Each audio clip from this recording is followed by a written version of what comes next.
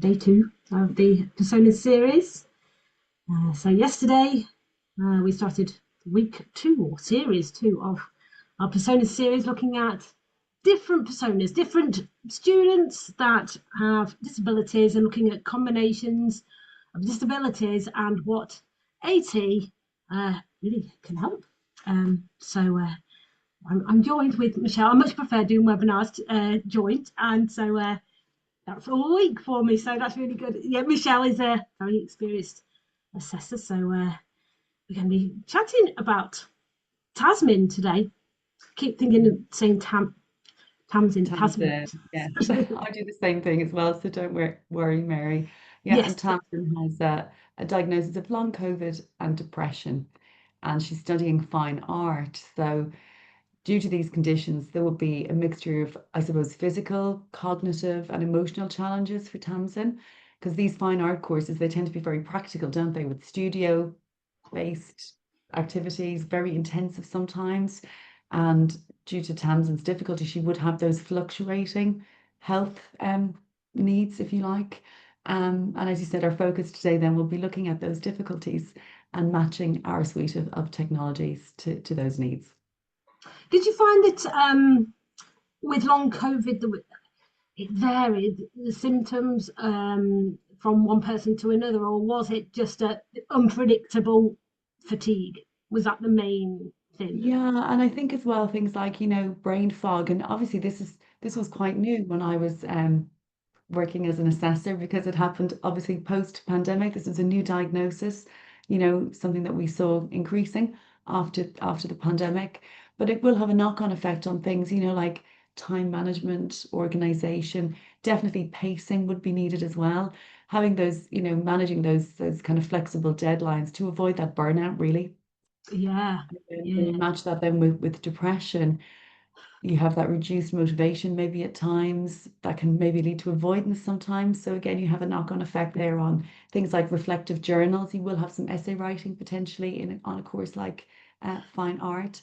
You'll have artist research maybe if you're doing exhibitions and things like that.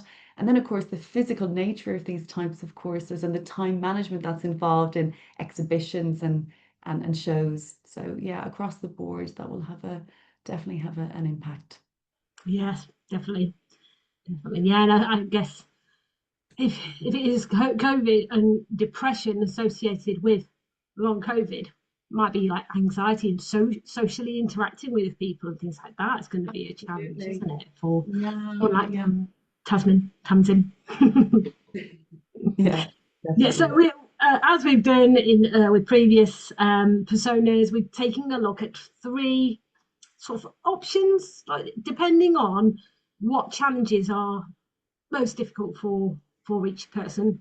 So with Tamsin, we're first looking at the writing and research side of things. Well, of course, fine art is going to involve a lot of sort of creating the art rather than writing, but I'm sure she will also have to be researching about other artists and writing about them and their styles, and evaluating art and things like that. So it's not, you can't escape writing and research, even though it is a very practical subject. So, of course, there's all kinds of tech that can help her, support her in her research and writing side of things. So, first of all, pro study. When you think of research, well, when I think of research, the first tech, a piece of assistive tech I think of is pro study. It's all because it helps you with organizing all your research and, very importantly, referencing it automatically. So there's not so much worry about um, referencing correctly and losing marks for not doing that right. So you can, in Pro Study, select which university you're studying, and it will find the style, the referencing style. You can tweak it as well if it's not totally correct. And I was speaking to some study skills tutors, and they were highlighting the importance, and people listening, I'm sure you agree, this, it doesn't mean if the student's being given pro study, it doesn't mean they need they don't need to learn how to reference. It's still very important because they can't check whether it's correct if they haven't learned how to do it. So they need to do a bit of manual referencing first, and then use post-study as a support to help them with their referencing, but also collecting all the information ready to write the essay or the project that they've got to do. So Tamsin's going to benefit from using post-study, that's for sure. And she can use it on any device because it is a web app. So yeah, useful.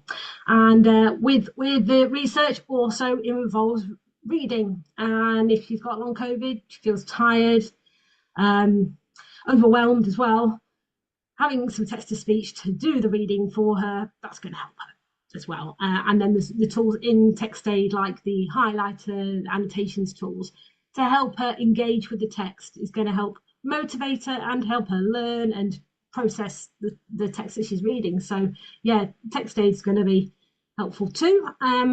Yeah, we have quite a lot of tech here, but that's because it's all going to help in lots of different ways. So it would be like questioning Tamsin what sounds good for you, because she'd probably be a bit overwhelmed with everything. But then that's why we're doing 3 different options.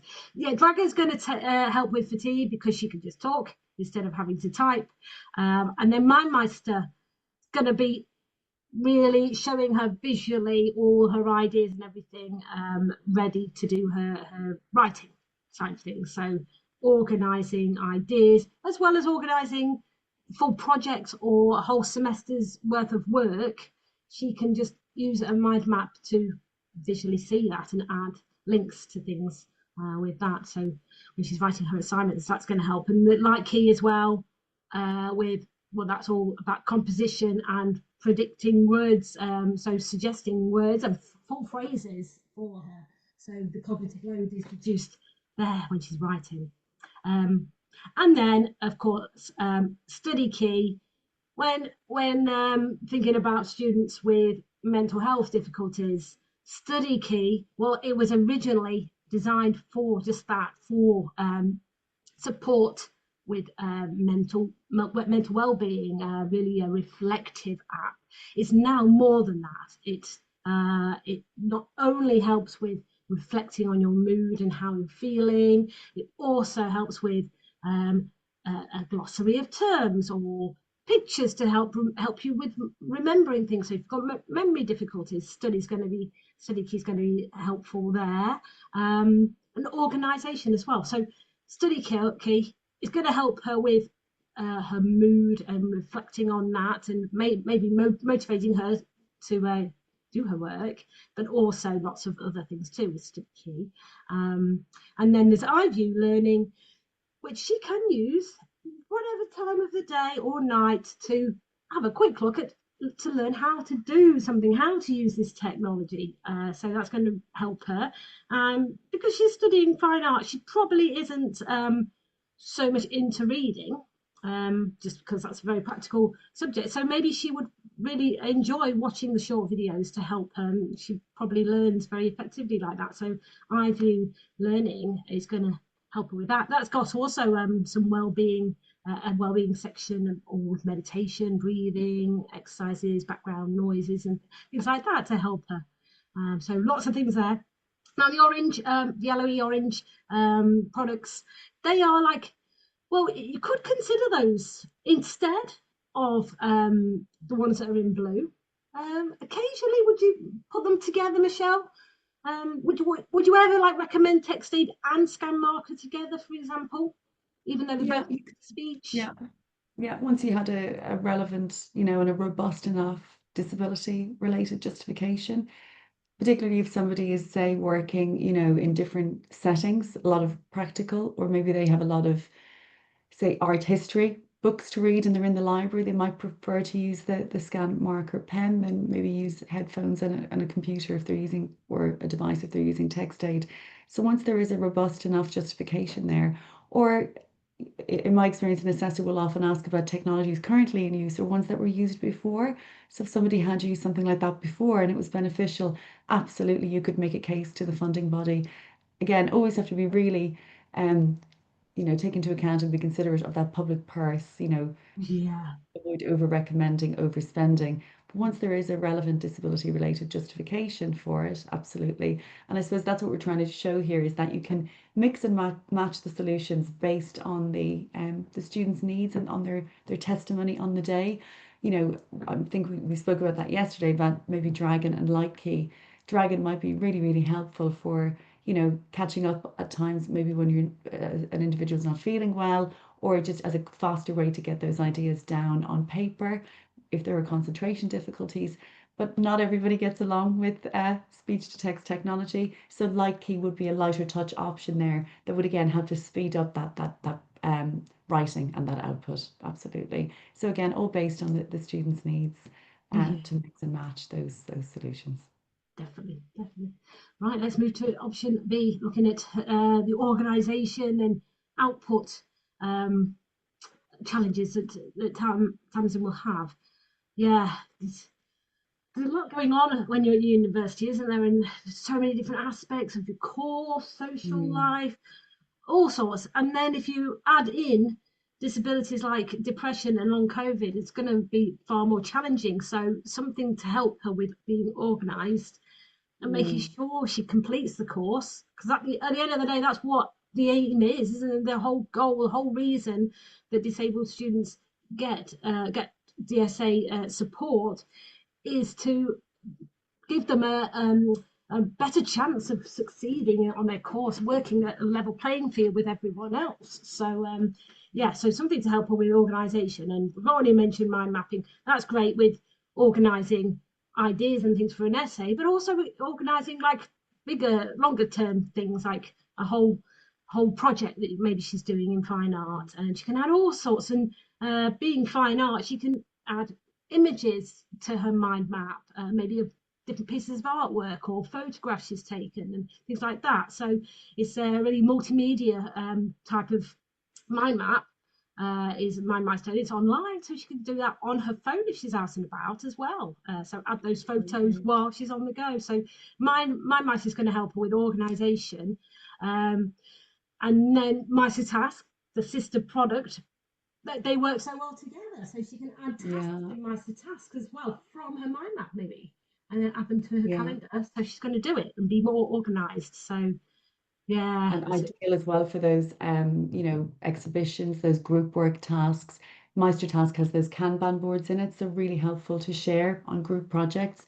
Aware as well that some individuals use, you know, things like MindMeister for note taking because they like a visual representation of their notes. Again, Ivy Notes, another really useful product there as well to map out a project.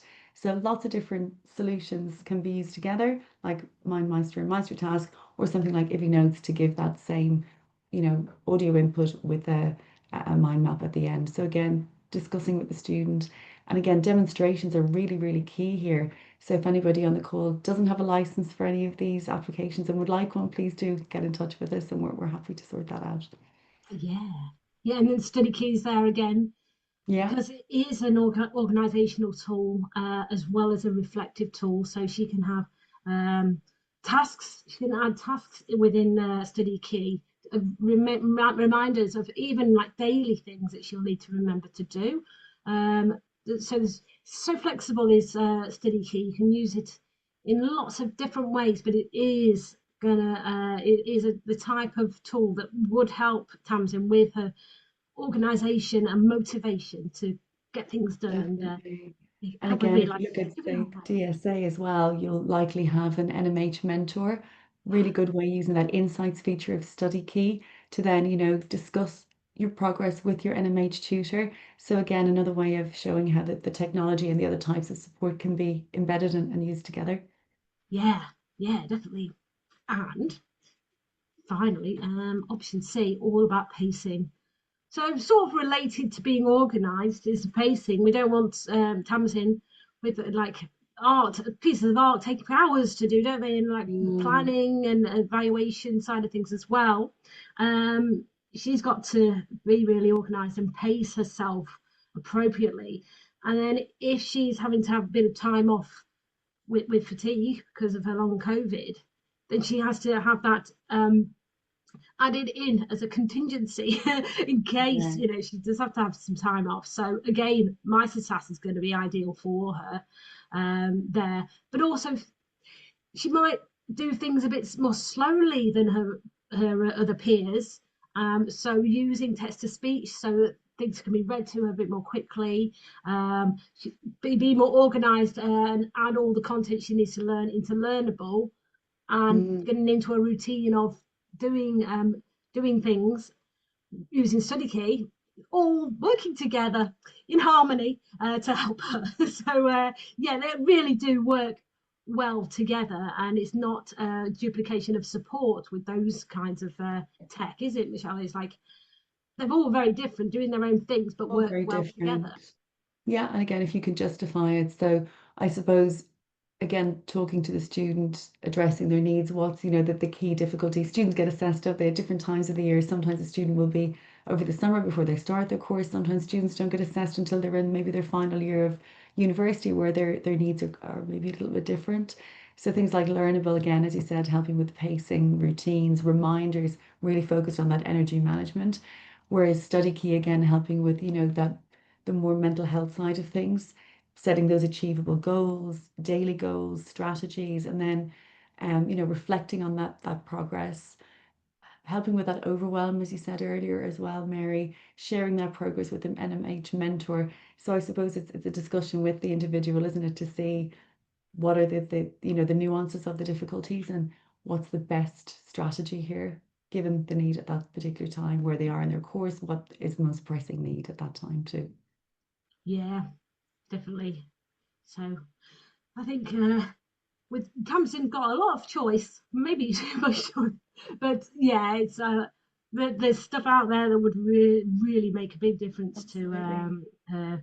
her happiness at uni, using these simple tools. Yeah, and even if we look at the three pathways, option A, B, and C, we can see as well, can't we, that there is an overlap with a lot of that Definitely. technology, helping with all of those areas, which would then, I suppose, mirror back to the needs assessment report template. So things that are recommended here, technology that's recommended here, could be recommended in more than one section of that needs assessment report. So really an all-rounder, helping address, multiple needs across all the aspects of study.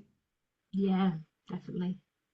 Right, well that's that for day two, and Tamsin with her depression, long COVID, and looking at her needs and what tech can help. Let's have a look at who we see tomorrow.